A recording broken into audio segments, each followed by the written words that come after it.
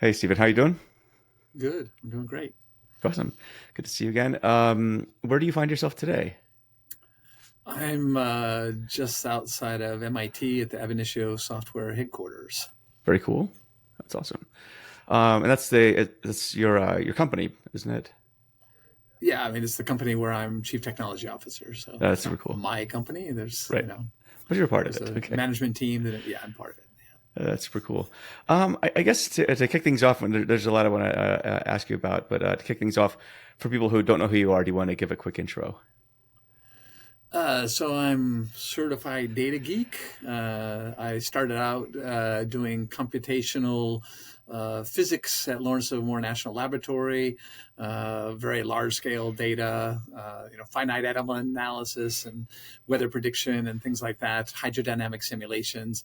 And then I went to MIT for my PhD work, and there weren't any really good scientific labs on the East Coast. I mean, some people might take offense to that, but I found that the most interesting projects to work on were not science things, but Wall Street, doing real time trading and analyzing data and sort of figuring out what market movements are going to happen.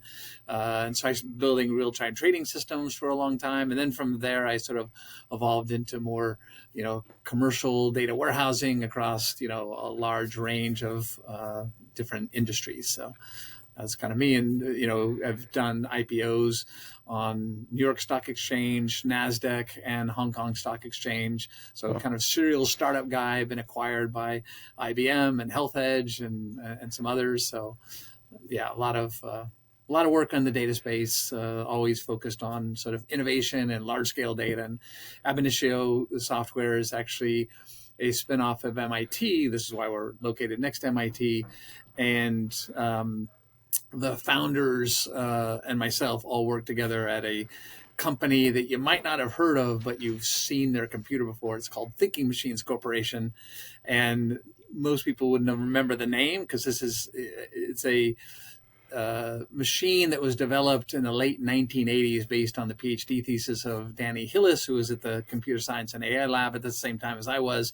And this was 65,000 processors designed to solve very complex AI problems. And again, this is late interesting. 1980s.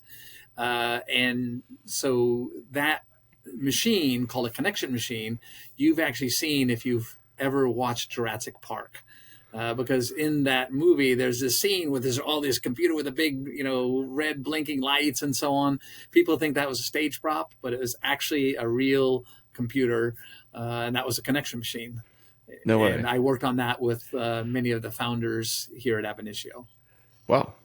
It's So we got I a think the long name rings. history. Yeah, it sounds like it. I think.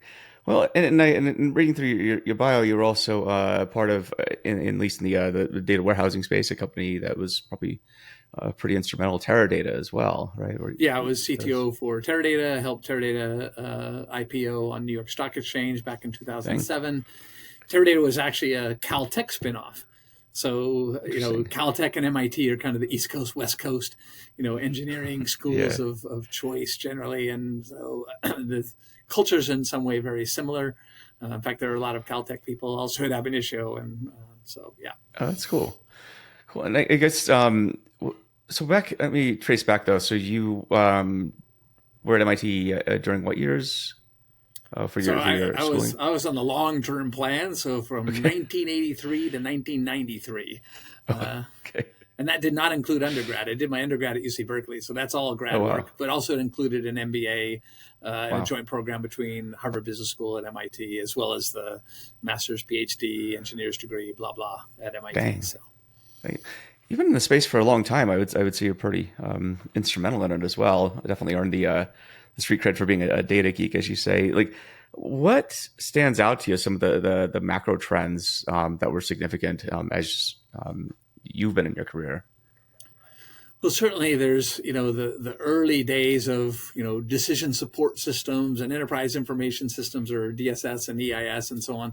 That was, just getting the data all into one place and, getting high quality integrated data was a breakthrough for many businesses. And initially it was mainly to focus on strategic decision making. right? And for strategic decision making, you don't need the last hour's worth of data to make a strategic decision. So very often the data was updated, once a week or even once a Mhm. month in the early days. That was very different than my experience in Wall Street with real time trading systems, because there, the data had to be very, very up to date, because we were making much more, what I would call tactical or operational decisions. And eventually, data warehousing kind of evolved to that space, because in the end, the strategy is only as good as the execution. Mhm. So data warehouses sort of evolved into sort of this operationalized capability or operational intelligence in addition to strategic intelligence. So I work with a guy who's still a good friend of mine named Richard Winter, who used to be the chief technology officer for CCA, Computer Corporation of America. Oh. And they developed a very high performance database product called Model 204, but that's mainframe and so on. So it's very, very long time ago.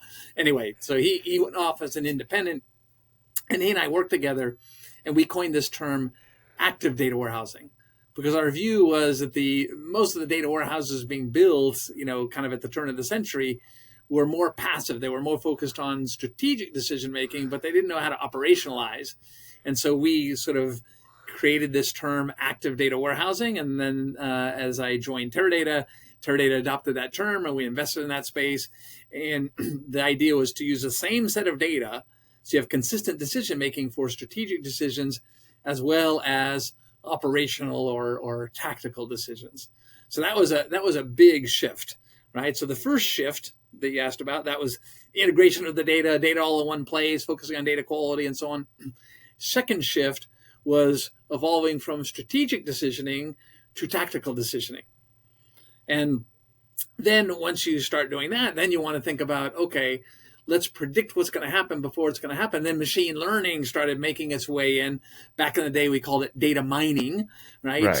So you do data mining, which now we call, AI ML. Data mining is not a cool term anymore, but it's more or less the same thing with a new sexy name. And so started embedding the predictive analytics, again working with the same data, but of course you have to manipulate the data very differently to create training sets and scoring sets and so on than the traditional kind of decision support, which favored more SQL. If you look at the machine learning space, it's less about SQL and more about sort of Python and the libraries for getting access to the advanced mathematics. And it's funny because that kind of takes me back to my early days in scientific computing, because that was a lot of linear algebra and partial differential equations and so on, very heavy math. And actually, AI is back again to the heavy math, right? If you're using deep learning with multi-layered neural networks, that's basically heavy math again. So what goes around comes around. So that's kind of where we are now. And what's interesting is that as we evolve, the emphasis on metadata has become much, much more important. So the idea that metadata is just documentation, that was kind of how it was originally viewed. You create a glossary and some definitions and so on. Now, metadata for, I'll say, well-architected solutions drives the outcomes. So in other words, the metadata is operational. It's not, again, moving from this passive model to a more active model, active metadata, if you want to call it that. And so the idea is that, for example, if you're doing data transformations, that should be metadata driven. You shouldn't hand code the stuff, right? Because that becomes technical debt very, very quickly. Metadata driven architecture is very, very important. And now with AI, and in particular, large language models being deployed, the metadata context to drive better decisions is absolutely critical, right? So if you turn a large language model, whatever your favorite one is, loose on the data, and you can start asking questions, the accuracy rate is actually not as good as you would need it for important decisions. But if you provide a metadata context and you build that into RAG vectors and you use that to drive your prompt engineering and so on, your outcomes are so much better. So what we're seeing is that, yes, of course, AI is the fuel of, data is the fuel of AI. But in the end, metadata is the context so that the AI is actually doing the right thing for you. So these evolutions are, happening. And of course, cloud comes in and makes, resources available in a very different way, and accelerates innovation and does all kinds of cool stuff. Now, a lot of people are a little bit confused about cloud because they were sold a bill of goods sometimes by consultants and sometimes by cloud vendors. How much money you're going to save deploying on the cloud? That was usually a lie, in the short term anyway. But the ability to rapidly innovate, that's huge. And in the end, in the long term, of course, that does save you money because you're innovating more effectively and so on. But the short term cost savings were not really a good justification for cloud. That was very short sighted for some CFOs, I'll say. Sure. But it was a thing you had to do, just like AI is what you have to do now, even if your Yeah, it was data's kind of not it was shape, more right? So, consultants and hyperscalers yeah, overselling what the real value was. sure. I mean, you have a really good context of the evolution of architectures across data, across ML and AI. I suppose if you were to zoom out over the next 5 years, like where do you think things go? It's always in technology is moving so fast to sort of view what's going to happen in 5 years. But 2 years. clearly, Okay. AI is going to be embedded in basically all decisioning, right? And it's going to be the point where right now AI is often done. There's a chief AI officer or chief data and AI officer or something like that, and they take this capability, start building out, and so eventually it's just going to be embedded in all parts of the organization, and it's going to be embedded in operational processes, faceless. Right, when technology is truly successful, you don't anymore see it. There's not a special team that does it. It's actually embedded in everything. So I think that's going to clearly happen, and AI will join together with sensor technology so that you're getting sort of real-time alerts of everything that's going on, and then you sort of automate those decisions using AI and machine learning in order to make the right things happen. It's going to completely reinvent, for example, the BI tool space. This idea that you're pointing and clicking on menus and things like that, that's going to completely go away. This will be replaced by natural language interfaces, speaking or typing your questions in the language of your choice, right? Whether it's English or Spanish or Chinese, it's going to be proliferated through natural language interfaces, which make things much easier for people to access the true democratization of decision making for strategic decision making, and then the sensors alerting the ecosystem of what's going on with no humans involved, and then actions being taken with intelligence. It's going to radically change the game. The one thing I've been wondering is I'd love your take on this. Is how do you foresee um, the architectures changing under the hood? I mean, you mentioned metadata as being one of the key ingredients. Is there anything else that comes to mind? Because I can't help but think that the systems we design for ourselves right now are very human centric. And is there a possibility that AI, especially since it works in just dimensional data, for example, it's just different than what we deal with? Do you see that might need something other than what we have today? Well, I mean, what we have today, it depends. Some people have it, many people don't. So, for example, the metadata-driven architecture, I think the leaders are already doing it, but there's a lot of people who aren't there yet. Right. Similarly, real-time data. Too often the data is loaded, once per day or, once per hour, and that's not good enough. You need to have, continuous delivery of the data into the decision-making processes. And, in the past, that would often mean, okay, you're getting data in real time and then you're populating some dashboard.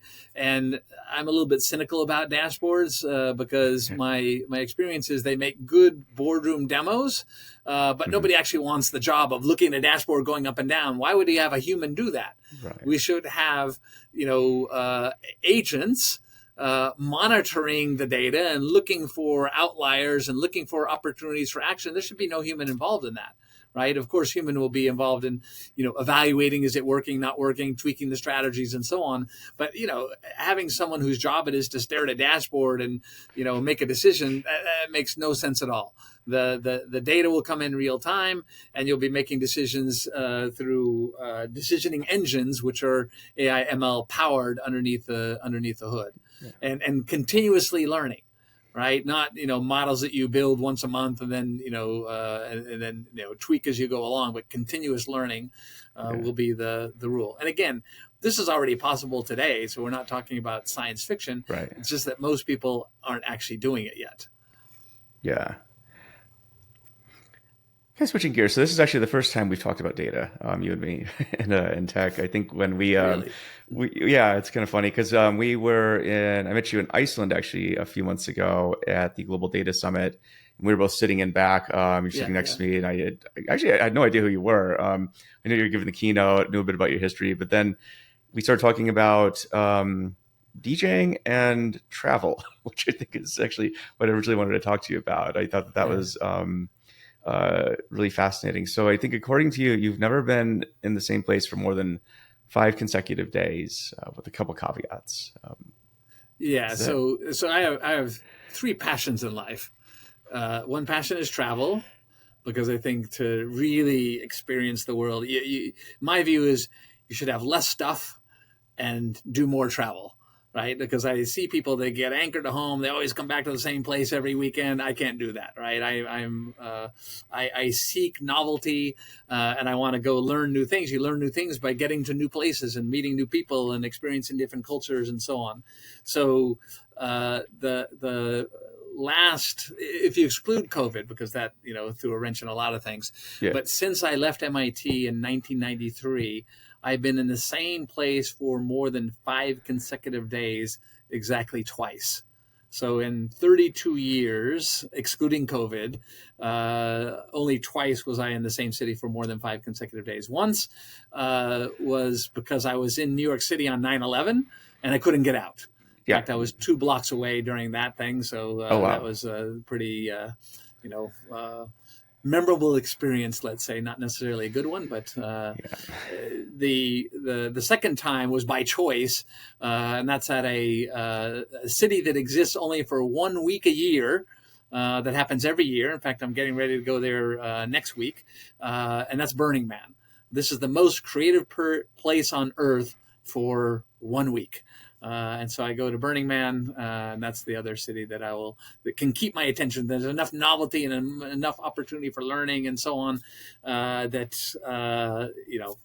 can stay there for more than 5 days. Although, I don't these days go for more than 5 days that often because just too many things going on. But, I try to get there every year and try to get there for as many days as I can get. And that fuels my other 2 passions, right? So I talked about travel. You mentioned DJing. So music is definitely a passion. My mother was a professional cellist. She's retired now, but she, played a classical cellist. So she played in the symphony and so on. And so I grew up with music, and I love going to music. Not necessarily classical. My range is very wide and diverse. A lot of international, a lot of different genres of music. I go to a lot of festivals and things like that. I went to a festival last month and saw Iggy Pop, who's the original punker. They refer to his music as proto-punk because it was really the prototype for what eventually became punk. He is 78 years old and he is still stage diving. Right. I mean, I want to have that level of energy when I'm 78. And shirtless. I was expecting something pretty tame. Yeah. What was that? And shirtless too. I think I saw some of his recent he was shirtless. photos. That wasn't something I aspire to because I'm not sure it was exactly. But that's his. That's what he does. His signature performance is to be shirtless. But when you're 78, I'm not sure you really need to be shirtless anymore. But he was amazing. He did an amazing set. He had so much energy. It was incredible. And then my third passion is teaching, because I think to really know something, you have to teach it. by teaching it, you learn from the questions of the students. When you see the light go on in the student and the eyes kind of widen when they understand a concept, to me that's so rewarding. And so I teach at the TDWI. I teach in universities. I teach in small villages in Africa. Wow. Math and science. So is a very wide range of teaching. So those are my passions. Yeah. So that first one, traveling. Yes, I just keep moving from place to place, because there's always something more to learn. And if you stay in the same place, you stagnate. That's my view. I know that's not for everybody. I don't really have a nesting instinct, and I know that many people do. And of course, this doesn't work if you have kids and dogs and or even plants for that matter. So that's why I've avoided acquiring a car, a house, and all those kind of things are not for me. What was that like back in the 90s? Because the 90s wasn't like today, where you can have Uber and everything accessible from your phone. I was born in '77, so I think I was a teenager in the '90s when you were just leaving off to your travels. But like, what was it like starting out with the decision just to travel nonstop? Because again, travel was not what it is today. No, it was required a lot more planning, a lot more sort of I'll say work, because you're not going to order Ubers and things like that. But I actually don't use Ubers that often, believe it or not. I try to do what the locals do. Right. Cool. So the less money you spend in a country when you're traveling, the more you learn, the more you meet real people. Yeah. Right. So, for example, I don't stay in hotels. I stay with locals. So in Iceland, we were at that conference. I know most people stay in the hotels. I didn't. I stayed with locals. Right. And so I use a site called Couchsurfing. And Couchsurfing, you can find people almost anywhere that are interesting. And you look at the profiles to decide who would be a good match for you and so on. So I've been using Couchsurfing, not in the 1990s, of course, because, the web didn't exist at that time. But Couchsurfing was a thing back then. Like that was actually, well, I think Couchsurfing.com came from Couchsurfing back in the day, right? Yeah, it did. So I like my dorm room at MIT. The students. So I was an RA at MIT. So I had a sort of slightly larger room, and I was in charge of the dormitory. And I was in an international students organization, and other students on my floor would joke that I was running a free youth hostel because I had students coming in all the time through this international students club. So what I would do is through this international students club, you would sort of organize and, okay, I'm going to go to, China. And so I'm going to, connect with the people in China, and then I'm going to stay with them and their family and so on, or in their dorm room. So it was a much more primitive form of Couchsurfing, but I was still doing it back then before the site existed. Wow. And Couchsurfing as a website made it a lot easier to do what I was doing, but it was more or less the same concept. So what would you? I mean, I travel a lot. I don't think I travel nearly as much as you do. I don't I only travel once a year, just last all year. Right. What's your typical setup? Like, walk me through like your bag setup, clothing. What do you usually pack? Well, I think that the key is you don't need to carry everything you might need, because you can just buy stuff, right? I mean, so people tend to overpack. So if I can't carry it, I don't take it. So I never check a bag. 1 out of 25 bags gets lost at Heathrow Airport. I don't want to be one of those 1 out of 25. It doesn't mean they're permanently lost, but I'm never long enough. Like if the bag, doesn't arrive when I arrive, it's going to have a really hard time catching up with me. Right. So I don't check bags. Because I change places every 5 days, and I'm giving away my secrets here, but, I don't see the same people every week, which means I can wear the same clothes week after week, as long as I have the weekend to wash them. So basically you only need, a week's worth of clothing. I don't wear suits. I don't wear ties, et cetera, et cetera. So very, very minimalist. It's basically 7 days of clothing, a laptop, and that's pretty much what I have. I don't travel with much more than that. it's being minimalist has a lot of advantages. And in the end, I don't care about material things. I care about books and music.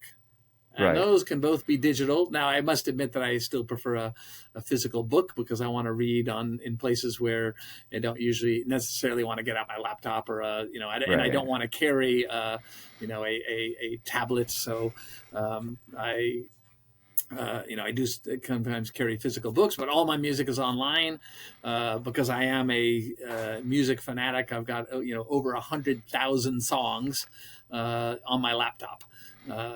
So I own a lot of music. I don't subscribe to streaming services because I'm in the mountains in Pakistan. I'm not going to get a streaming service, Right. but I can listen to the music that I own. That's on my hard drive, no problem. Uh, so yeah. How did you get into DJing? So during actually even high school. So again, I've always been very musically oriented, and I started actually DJing at my high school.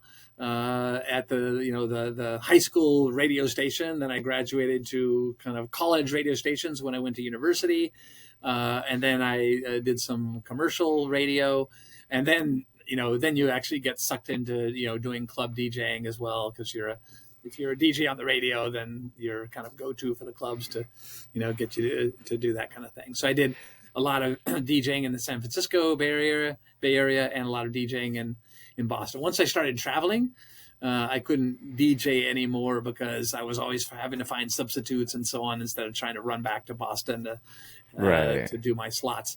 So I had the drive time slot for many years, basically for the 10 years I was at MIT, and that was great. That's So cool. now I just DJ at occasional festivals like Burning Man and things like that, but Yeah. it's not a not as regular a thing as it used to be.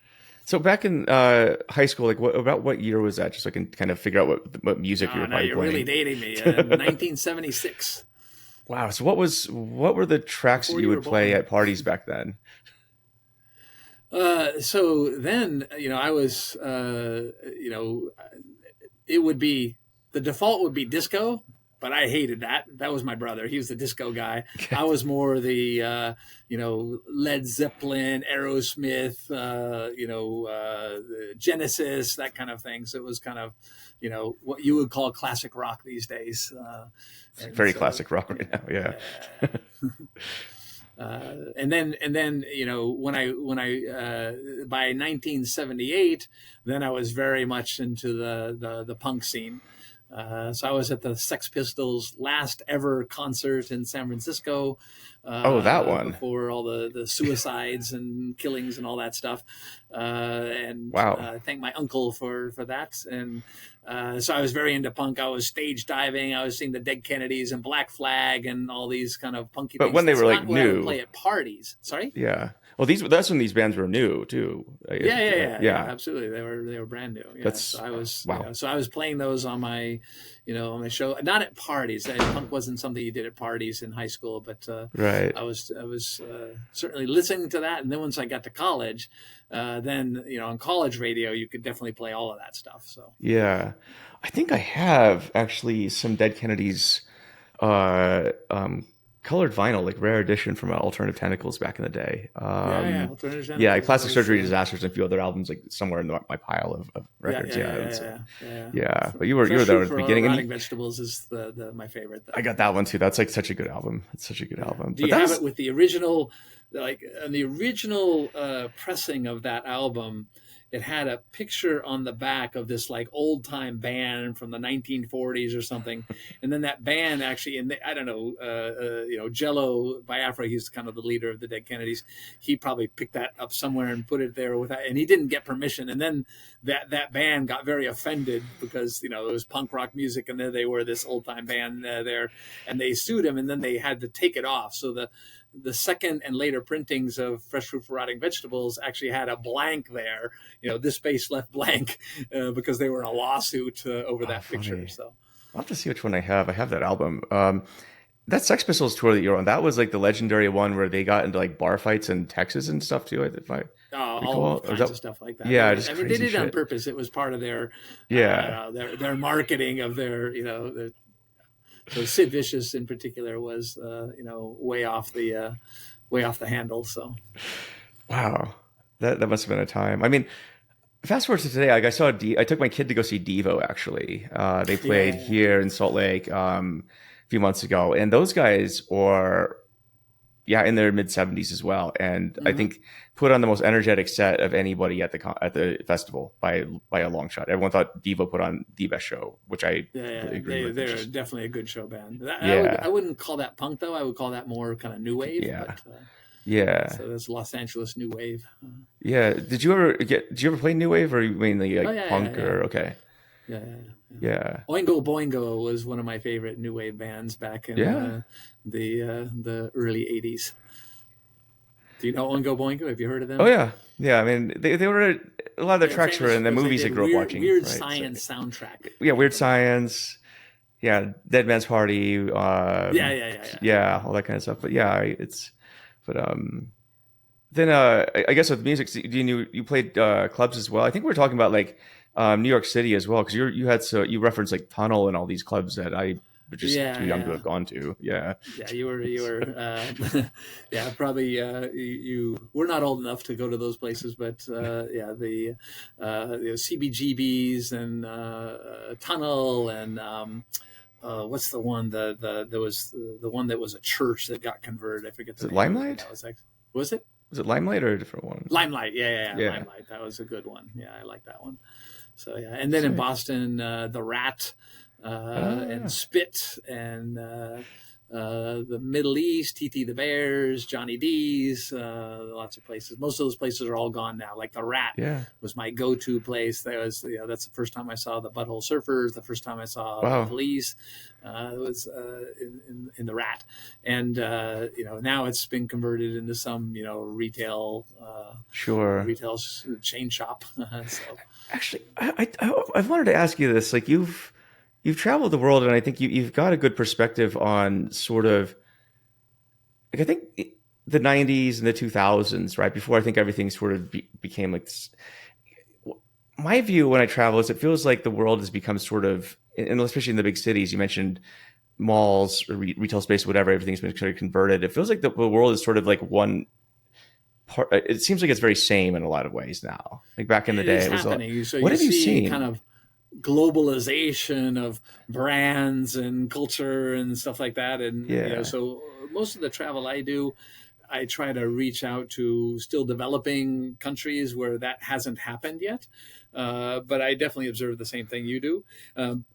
Best example of that is in India. India is one of my favorite countries to travel in because it's so diverse. There's so much history and amazing stuff to see, and people are amazing. But if you go to Bangalore, let's say Bangalore or Bengaluru, as they now call it, that's not India. To me, that's like Right. America that you dropped in the middle of India because it's shopping malls and high tech. The same brands you see in the U.S. are in this city, and the traffic is worse than L.A. and It's it's. insane. It's not India anymore to me. So I tend to go to more outskirts places, or like deep in Kerala, or in the north, in the northeast, and so on. There you still get authentic Indian experience in these places. So Is that how you choose the places you visit now? Is um, more based on kind of the authenticity or the newness of the experience, or what's your criteria for there's like there's picking a there's place? two kind of criteria. One is the authenticity that you talked about. The other is people. I've been Right. traveling, so there's people I come back to visit to, and so on. So I don't, you know, maybe the first time I go to a place, it's because I'm going to the place and I want to experience that place. There's something there, some temple I want to see, or some amazing piece of art, or something like that. But then again, you meet people, and then the people become the anchor. So the way that I travel is I have a bucket list, and the Okay. bucket list is very very long. And my goal is every month I should do at least one thing on the bucket list, and every month I should add at least one new thing on the bucket list because the bucket list should never go to zero, right? So the bucket list has to always be growing. So every month it's my goal because people say, "Oh yeah, I travel. I don't have time. I don't have this. I don't have that." Always excuses. So my, Yeah. I live by the notion of immediacy, right? Don't don't delay until you retire to do whatever. Don't delay until do it now, right? Because there's so much stuff to do. You will anyway never get done with everything you want to do, even if you start now. So I have this kind of lifestyle guideline every month, at least one thing on the bucket list. That's so cool. And you're probably one of the only people I've met who actually is like ticking it off on a continuous basis. Because you're absolutely right. The notion as well. Let's save the bucket list for when we're older, right? And um, it's sort of like saving up sex for your old age, I suppose, as Warren Buffett used to put it. It doesn't make any It's sense. really not a good strategy. No. Yeah. So, um, so did you start out with a bucket list when you left off in '93, or what or, Yeah, I did have a bucket list at that time. Yep. It was a okay, much more naive bucket list back in 93 because I, hadn't traveled that much at that time. I had traveled, the first time I traveled outside of North America was 1987. So I was 24 years old before I stepped outside of North America. So I'd been to Canada and Mexico and to right. the U.S., but really I was a West Coast guy, right? So I grew up in California, right in the heart of Silicon Valley. I had been north to Canada, like to Banff. That was the kind of most northern part I got into. And then I had been south to Mexico, but only to Tijuana, which is basically Oh, just across the border. So it's not really it's a Mexico. suburb So of San I Diego. Yeah. was, yeah, a suburb of San Diego is exactly right. So I was pretty naive about travel. And then I got on a plane. I went to MIT to start my PhD work. And it's at MIT that I got involved in this international students organization Yeah. and started meeting interesting people. And then that sparked my desire to travel and go to new Super places. cool. So But back in the day too, people didn't travel like they do now. Like I feel like travel is just sort of international travel is one of these norms that everybody's going places. Back then, for whatever reason, it felt like it was more expensive. Maybe it was just where I lived or whatever, but it didn't seem like people were as international as they are now. I don't know if you had maybe, but maybe there was a small group of okay people, the sort of backpackers. So Australians, for backpackers. Yeah. example, I would say in the 1980s they were definitely traveling. So it would be Okay. traditional for Australians to take a year off after either between high school and university, or high school and whatever their job was, or Yeah. between university and starting a job, and they would take a year because Australia is so isolated. That was like Right. a coming of age, was to go travel. And so I met a lot of Australians in travel. The Lonely Planet books, which are like my Bible for decades, those all come from, that's an Australian company. It came from a guy named Tony Wheeler and his wife that, wrote the initial Lonely Planet books on scraps of paper, on one of their travels, and then shared it with friends. And then it became a big company. Actually, I think you have an Australia Lonely Planet book on your bookshelf and behind you, I don't do. you? I do. Yeah. You can see it right there. Yep. Okay. Yep. Right next to China. That's fun. What's on your bucket list right now? Oh, it's a long bucket list. Some things are, been deferred for a long time. So I want to go to Socotra, What's which that? is, think of this as the Galapagos Islands of the Middle East. So it's relatively untouched by humanity, and the wildlife, and in particular the plant life, is very, very unique. So Socotra is actually connected to Yemen. Yemen is right now a little bit dodgy to go to because there's kind of a proxy war between Iran and Saudi Arabia happening, in Yemen. But eventually, I will get there. I want to go to Shiraz in Iran for the amazing mosque architecture. So that's on my bucket list. That's another one that's not going to happen for a little while. Some of the ones that are more likely to happen sooner. There's a place, and I've traveled all over Turkey. It's an amazing country, but there's one place that I think it's called Pamukkale. That is, I'm probably mispronouncing it, but it's these amazing sort of natural structures in the rock with sulfur and natural springs and so on. So I want to go to this place, and I will probably do that in the next 6 months, I would guess, Wow. if I have my way. There are, again, I have a long, long bucket list, but there are more and more obscure places. Like most of the places on my bucket list you would not have heard of, because the place you have heard of, I've probably already gone to those. And I tend not to go back to the same places Okay. unless there's a person that I want to, spend time with. I tend to go to, for example, on Christmas, I usually spend that at the Golden Temple in India, which Oh, is in Amritsar.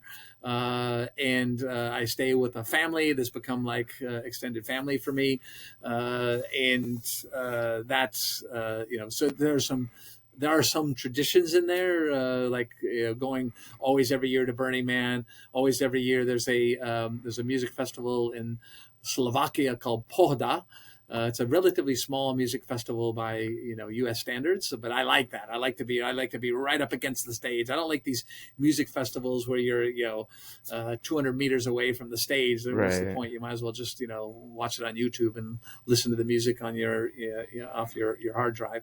So I like to go to smaller music festivals, South by Southwest, ones that you can really get up front and interact with the band and, see them sweat. If you can't see them sweat, you're not close enough. Right. The Ghent Music Festival is another one that I like. That's a really good one. I go to some big ones as well, like EDC and Tomorrowland, and the ones that are my favorite are completely unknown bands or mostly unknown bands that you can really get up front and interact with the band, right? So That's super cool. How do you manage to work around all your travels? I sort of choose roles. Like my CTO role is an international role, so Okay. I'll go to, for example, Turkey, and I'll meet with our clients in Istanbul and Ankara, and then I'll Okay. take a long weekend and go to the eastern part of Turkey or somewhere else. Yeah. If you work in a in international company, then you do it, or you go to like the conference we were at in Iceland. I didn't just show up for the conference. I took the weekend beforehand to go, traveling and hiking in Iceland. That's cool. And I've done that before. It wasn't my first time to Iceland, but Iceland has just amazing nature. And I went to new places in Iceland that I hadn't been before. So again, going after the bucket list Yeah. of things. I have a list in almost every reasonable, reachable country. I have a list of things that I want to do. So I do a lot of Okay. research, and part of that research is reading and traditional investigation, but also it's every time I meet a intrepid traveler, I will talk with them and say, "Hey, where's the most interesting place you've been?" and so on, and I'll get new ideas, because everybody has different experiences, and you can get good ideas by talking with people. And I'll put it on the list, and then I'll go back, and when I have time, I'll do research on it and say, "Is this something I want to do, or something I don't want to do?" So Do you ever do road trips? by road trip, you mean what? Just like I Like mean, back in driving the for long distances? yeah, like driving across the U.S. or driving across Africa or something of that nature. Uh, some not at that scale. I've never driven at that scale. I've taken trips from like going from Frankfurt to Slovakia. Yeah. Through that kind of trip, or normally a big trip would be on a train. I don't particularly like Got it. driving myself, and a road trip implies like I travel on local transportation. So I'll take a local bus and I'll go Okay. somewhere, but then I'll spend a few days and I'll go to the next place. I don't know if you count that as a road trip or not. Right. Uh, but I've done, for example, the Trans-Siberian from Moscow to Beijing. Oh, I've taken the train from Los Mochis to Chihuahua. That's the best train ride in Mexico through Copper Canyon. So I like trains better than cars generally.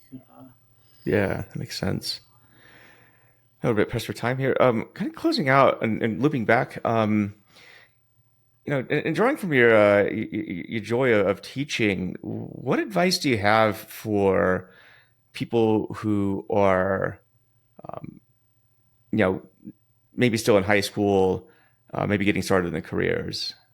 Mhm. Because right now I feel like what I hear is it's a very turbulent time. There's a lot of changes because of AI. I think you have a very good long perspective on the arc of technology and society. Really, I mean, what would you recommend to people? So there are kind of two forks of the recommendation. Yeah. So one fork is a lifestyle fork. I'll make some recommendations there. Yeah. If you're in that age, high school, early university, don't accumulate stuff. Don't buy a car and a house, and don't do those kind of things. Travel, enjoy life. Do not get married until you're at least 30. It's, in my opinion, a mistake to get married. You don't know what you want anyway. You need to live your life in the fullest, and if you defer it as long as you can, and don't get rooted too fast. So that's kind of a lifestyle thing. From a career point of view, which you hinted at with the AI stuff, think about the kind of job that requires creativity and strategic thinking and so on. Those are the kind of things you want to do, because all of the routine stuff, AI is going to automate, unless it requires some, very, physical stuff. But even then, robotics will do some of that as well. So jobs that, the internet replaced things like, travel agents, for example, and real estate agents. The internet kind of, disintermediates a lot of those jobs. They still exist, but they're highly disintermediated.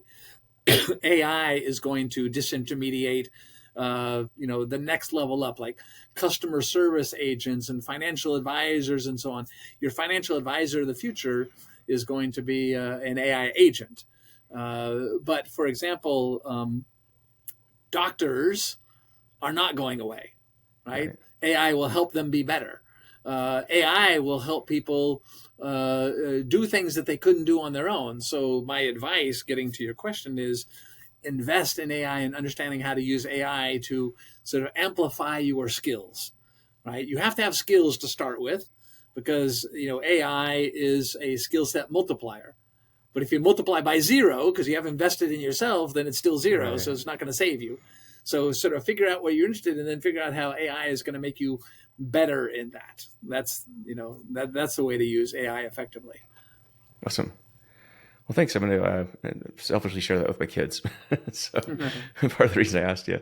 Well, Stephen, it's been great talking to you. I hope to see you somewhere in the world at some point. So, but it's like I said, it was very serendipitous meeting you. I'd actually heard about you through you're almost this mythical figure in the tech world, where people say there's this guy Stephen who will just magically show up somewhere. You don't know when he'll be there. It's sort of like a that just shows up. Yeah, it's like a Bill Murray thing, right? So like you're the Bill Murray of the data world, I guess. So, but in a good way. So yeah, it's a pleasure talking to you again. So good to see you again. Thanks for taking awesome. the time. Yeah, take care. Bye-bye.